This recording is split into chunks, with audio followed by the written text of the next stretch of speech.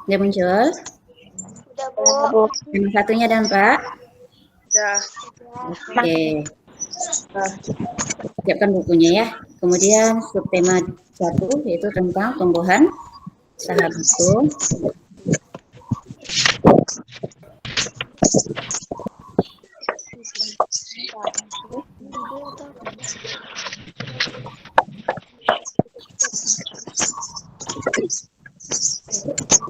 Untuk mata pelajaran IPA, kita membahas tadi 31 dan 41, yaitu tentang perkembangbiakan tumbuhan. Nah, sekarang kita bahas dulu untuk minggu pertama ini tentang perkembangbiakan tumbuhan. Nah, ini yang tadi mau Ibu tanyakan. Sebelum kita masuk, coba jawab pertanyaan ini dulu. Ada yang tahu apa manfaat tumbuhan bagi kehidupan manusia? Ada tahu?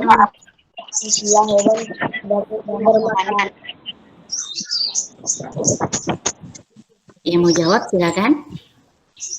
Untuk pangan, Untuk tumbuhan dimanfaatkan oleh manusia dan hewan sebagai bahan makanan.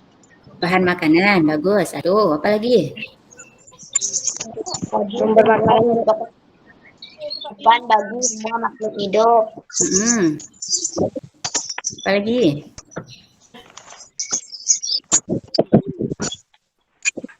Ada lagi? Manfaat tumbuhan bagi makhluk hidup, bagi kehidupan manusia dulu yang apanya, ya, yang utamanya bagi kehidupan manusia, berarti bagi kita. Yang pertama mungkin sebagai bahan makanan. Apa contohnya? Jagung, apa lagi? Singkong, bayam, ya. Terus kalau yang kedua misalnya tumbuhan sebagai bahan bangunan, misalnya apa? Apa contohnya? Tumbuhan sebagai bahan bangunan apa kira-kira? kayu, Bu. Boleh. Apa lagi? daun kelapa sebagai atap. Boleh. Yang mau hidupkan video juga boleh ya. Kalau misalnya biar agak sama Ibu boleh mau hidupkan videonya. Kelapa. Ada lagi? Kelapa. Kelapa. Apa daun kelapa? Untuk bahan bangunan. Oke, sekarang kalau obat-obatan contohnya apa kira-kira? Tumbuhan sebagai obat-obatan, ada yang tahu? Oke. Apa?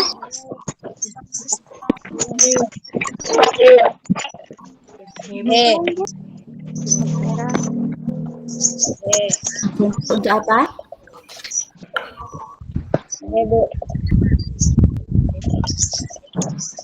Jeruk nipis misalnya. Ya, untuk apa jeruk nipis?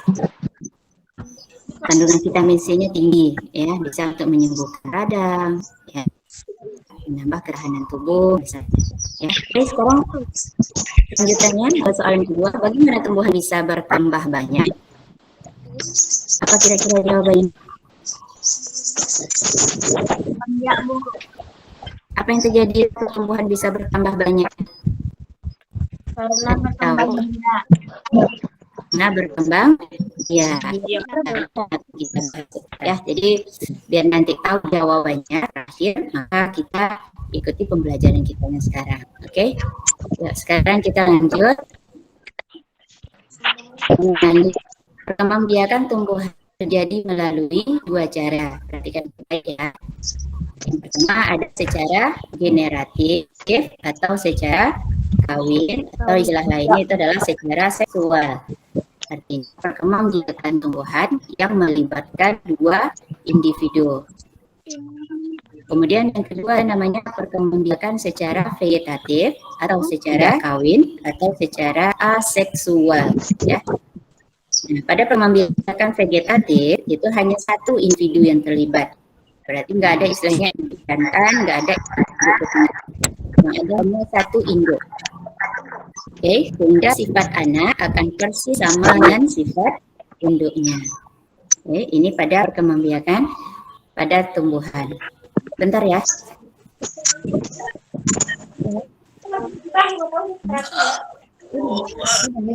Ini aja.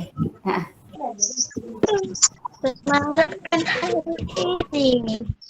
setting video itu boleh dibuka dulu YouTube-nya, nanti ambil di share. Kalau enggak,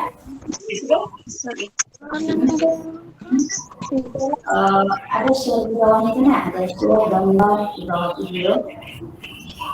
Ada share dulu. Ya, itu share. Ambil copy link enggak? Jadi kalau mau video apa di situ siapa tak klik share?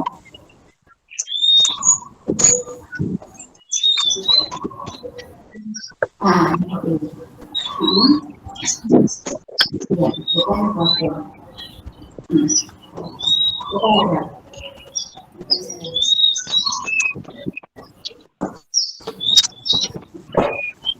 Oke, maaf ya.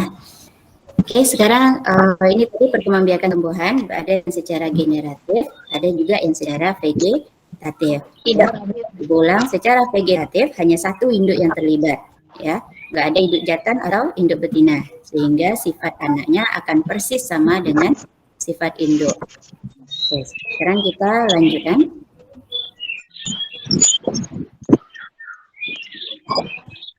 Perkembangbiakan tumbuhan secara generatif, ini kita bahas dulu, yaitu tadi perkembangbiakan yang melibatkan dua individu. Nah, prosesnya diawali dengan terjadinya penyerbukan. Penyerbukan itu adalah jatuhnya serbuk sari ke kepala putik, ya, di mana nanti akan terbentuk bentuk akhirnya ini ada biji. Ya, sebelum biji ada namanya bakal biji. Jadinya ini calon bakal buah dan nanti akan terbentuk biji. Nah, artinya jika kita temui biji pada satu tumbuhan, berarti tumbuhan itu adalah hasil pembiakan secara generatif. Ya. Ulang, jika kita menemui biji tumbuhan, berarti tumbuhan itu bisa berkembang biak secara generatif. Ingin tahu contohnya apa? Tumbuhan yang berkembang biak dan generatif berarti contohnya apa? Yang ada bijinya berarti. Apa kira-kira? Apa? Suaranya agak ribut. Tuliskan di chat ya. Coba tulis di chat. Apa aja contoh tumbuhan yang berkembang biak dengan biji? Ya, tuliskan di chat. Di bawah. Biak dengan biji.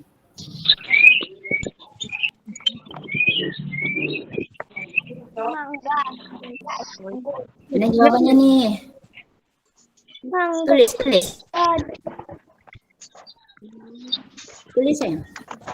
Yang benar sebutkan. Apa contoh tumbuhan yang berkembang biak dengan generatif? Berarti yang ada bijinya. Oke, Arifah masuk. Mangga. Betul. Apa lagi? Yang lain mana? Durian. Tulis, ulang tulis. Nah, Febino. Contohnya jagung. Salah, rambutan. Oke. Biji semua itu ya. Berarti dia berkembang secara generatif. Mangga, durian, jambu boleh. Lengkeng juga. Oke, itu contoh dari tumbuhan-tumbuhan yang berkembang biak secara generatif. Ya, sekarang kita ini dulu.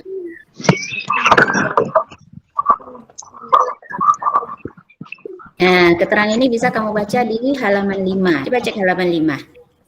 Ada yang buku tematiknya.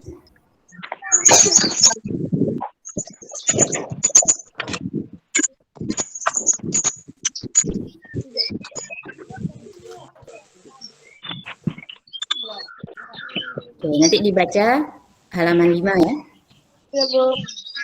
Oke, sekarang kita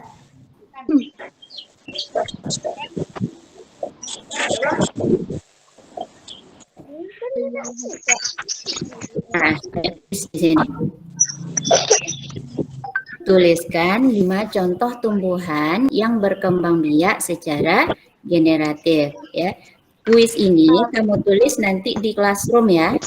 Materi ini akan Ibu kirim ke Classroom ya nanti. Jadi tuliskan 5 contoh tumbuhan yang berkembang biak secara generatif, ditulis di komen di Classroom kita nanti ya. Itu kan Ibu jadikan sebagai absen untuk hari ini. Berarti semua anak Ibu yang hadir hari ini tuliskan contohnya di komen Classroom. Paham ya? Paham, Bu. Paham. Oke. Ya, sekarang kita lanjut lagi. Nah, sekarang kita bahas bagian-bagian bunga. Ini untuk tumbuhan yang berkembang biak secara generatif, pasti ada bagian bunganya. Nah, perhatikan gambar itu. Kita lihat dulu dari bunga, ini sekilas saja ya. Yang nomor 1 perhatikan, ada terbaca di situ. Nomor 1 itu namanya kepala putih ya. Kepala putih. Yang kedua itu ada tangkai putih. Yang ketiga dasar putih. Putik merupakan alat perkembangbiakan bunga betina ya. Jadi kalau ada bunga punya putik berarti bunga itu termasuk berjenis kelamin betina. Dan di situ juga dia punya ada bagian-bagian dari sarinya. Nomor 4 itu ada kepala sari, ada tangkai sari ya. Kemudian harusnya ada sari ya. Nah, tumbuhan yang memiliki bagian sari ini termasuk tumbuhan yang berjenis kelamin jantan. Oke. Dan sekarang satu bunga kita ini punya putik, punya pula dia benang sari. Berarti bunga ini punya 2 alat reproduksi. Artinya dia jantan dan dia juga sekaligus termasuk bunga betina. Ya, bunga ini nanti kita katakan bunga hermafrodit. Oke, alat reproduksi bunga yang kamu harus fokus di sini adalah yang pertama putik sebagai bunga betina, kemudian benang sari sebagai alat reproduksi bunga jantan. Ini tolong dihafal fungsinya dan kegunaannya. Ingat ya. Nah, bunga sempurna itu adalah bunga yang memiliki 2 alat reproduksi. Apa alat reproduksinya tadi? Yang tahu? Mana suaranya ini? Bunga sempurna adalah bunga yang memiliki 2 alat reproduksi. Apa alat reproduksi pada bunga tadi? Ini dia. Putik dan benang. Ya. Ingat. Yang kedua ada istilahnya bunga lengkap. Ya, bunga lengkap yaitu bunga yang memiliki semua bagian-bagian bunga. Ini dia, semua bagian-bagian bunga, semua kelengkapan bunga. Kalau bunga itu memiliki semuanya, berarti bunga itu dikatakan bunga lengkap.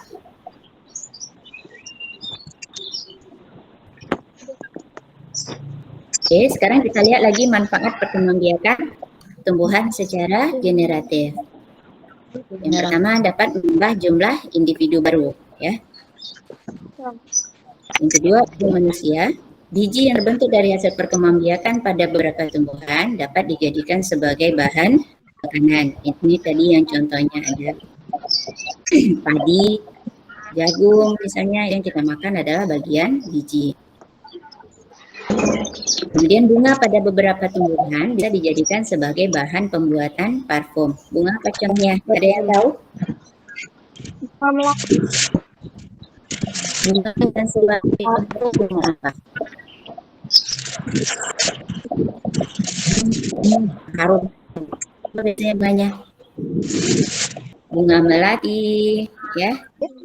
Itu contohnya bisa dijadikan sebagai parfum. Lagi, nah, ini ada jawabannya bunga melati.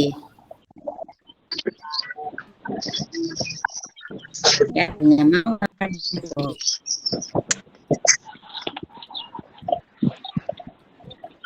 Bunga lavender. Oke, sekarang ada yang lagi. Kita lihat perkembangbiakan tumbuhan secara vegetatif, ya. Nah, perkembangbiakan tumbuhan ini yang secara vegetatif terbagi menjadi 2. Ada vegetatif alami, ada vegetatif buatan. Ya. Kalau vegetatif alami itu berarti dia terjadi secara alami, ya, terjadi sendiri dia. Contohnya tunas, Ya, tunas itu terjadi pada tumbuhan pisang, tebu, bambu, nanas, kelapa juga. Yang kedua ada namanya tunas adventif. Tunas adventif ini artinya tumbuhan itu tunasnya tumbuhnya di tempat-tempat yang aneh. Misalnya di bagian ketiak daunnya, ya. Contohnya adalah sukun dan tumbuhan cocor bebek. Yang ketiga ada tumbuhan yang berkembang biak dengan spora. Spora itu adalah semacam serbuk yang halus yang kalau dia tertempat di tempat yang lembab, maka dia akan tumbuh menjadi individu yang baru. Contohnya adalah tumbuhan paku, lumut, dan jamur. Yang keempat ada rizoma atau akar tinggal. Itu adalah batang yang menjalar yang adanya di dalam tanah, ya, batang yang menggembung, ya, maaf. Adanya di dalam tanah. Contohnya tumbuhan itu ada jahe, lengkuas, kencur, dan kunyit. Kemudian ada umbi. Umbi itu adalah bagian tertentu tumbuhan yang menggembung di dalam tanah. Ya, kalau bagian akar yang menggembung maka dikatakan umbi akar. Contohnya wortel, singkong, dan lobak. Kalau bagian batang yang menggembung maka dikatakan umbi batang. Contohnya kentang dan ketela rambat. Kemudian ada umbi lapis, contohnya bawang merah, bawang putih, dan bawang putih.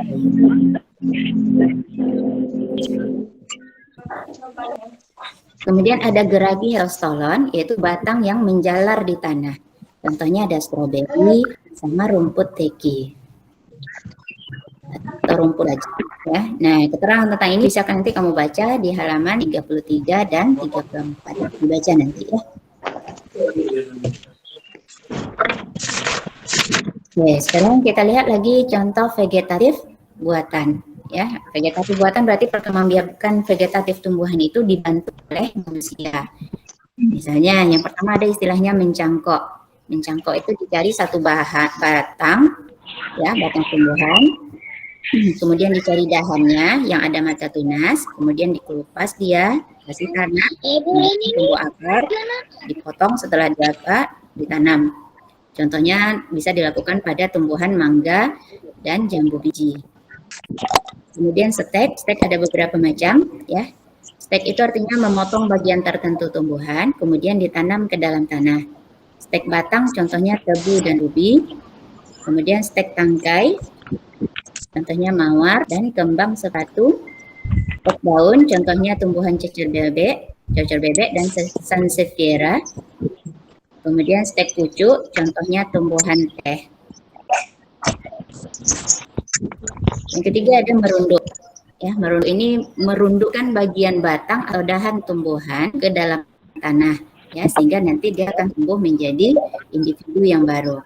Bisa dilakukan pada kangkung rawa, dan tumbuhan apel. Kemudian namanya kultur jaringan. Kultur jaringan ini biasanya dilakukan di laboratorium, ya. Yang diambilnya itu adalah bagian tertentu tumbuhan, diambilnya bagian jaringannya, misalnya potongan daun yang kualitasnya bagus, kemudian ditanam pada media tertentu. Nah, nanti dia akan tumbuh menjadi individu yang baru. Biasa dilakukan pada tumbuhan anggrek dan kelapa sawit. Kemudian ada namanya okulasi. Kalau okulasi ini menempel, tujuannya lebih untuk memperbaiki kualitas, ya, untuk mendapatkan bibit unggul. Dan yang terakhir ada namanya mengeten atau menyambung. Biasanya yang bagian disambung itu adalah bagian pucuknya, makanya mengeten. Dikasih juga adalah sambung pucuk.